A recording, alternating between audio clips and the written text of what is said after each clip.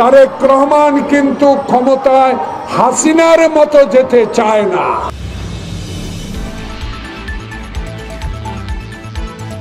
দেশের সামনের ভবিষ্যৎ কি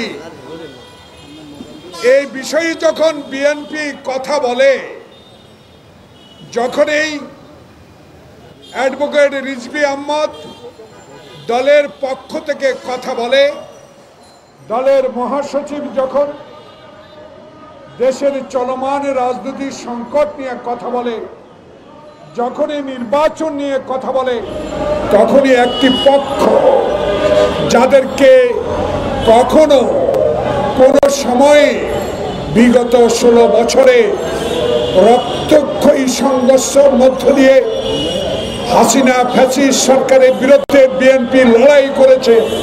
5000-এর উপর বিএনপির নেতা কর্মীদের আত্মহত্যা দিয়েছে, যারা জুলাই আগস্টের বিপ্লবে হাজার হাজার ছাত্রের রক্ত নিয়ে ছিনিমিনি খেলেছে, হত্যা করেছে রাইফেলের গুলিতে। সেই মুহূর্তে যখন বিএনপি দেশে একটি চলমান রাজনৈতিক সংকট শেষ করে একটি নির্বাচনের কথা বলে, তখনই বলে বিএনপি খালি নির্বাচন বলে। প্রিয় ভাইরা, বিএনপি তো নির্বাচনমুখী দল। শহীদ জিয়া তো বাংলাদেশে নির্বাচন পদ্ধতিকে সহজতর করেছে। সারা বিশ্বে বাংলাদেশকে তলাবিহীন ঝুড়িতে যারা পরিণত করেছে, সে তলা লাগিয়ে ঝুড়িতে পরিণত করেছে। আজকে তারই দল জিয়াউর রহমান, খালেদা জিয়া, তারেক রহমানের দলকে নিয়ে যারা আজকে কটূক্তি করেন, তাদেরকে বলতে চাই, তারেক রহমান কিন্তু ক্ষমতায় হাসিনার মতো যেতে চায় না। বিএনপি কিন্তু 2014 সালের 154 জন বিনা প্রতিদ্বন্দ্বিতা নির্বাচিত হয়ে সরকার গঠন করতে চায় না। তারেক রহমান চায় আমার ভোট আমি দিব, মৃত ব্যক্তির ভোট হবে না, কবর থেকে উঠে ভোট হবে না, দিনের ভোট দিনে হবে। ভোট কেন্দ্রে কোনো মাস্তান থাকবে না, ভোট কেন্দ্রে কোনো কারচুপি হবে না।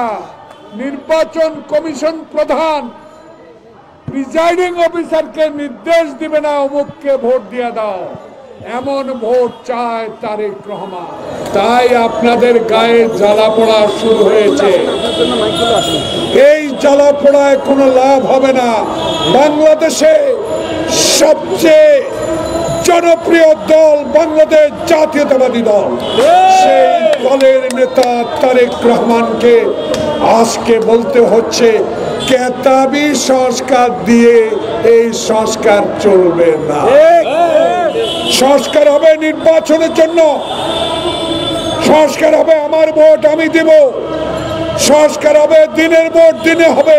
সেই সংস্কার করে অনতিবিলম্বে বিএনপি নয়, সারা বাংলাদেশের 75% মানুষ এখন একটি সুষ্ঠু নির্বাচন চায়। সেই নির্বাচনের দিনক্ষণ আপনাকে ঘোষণা করতেই হবে।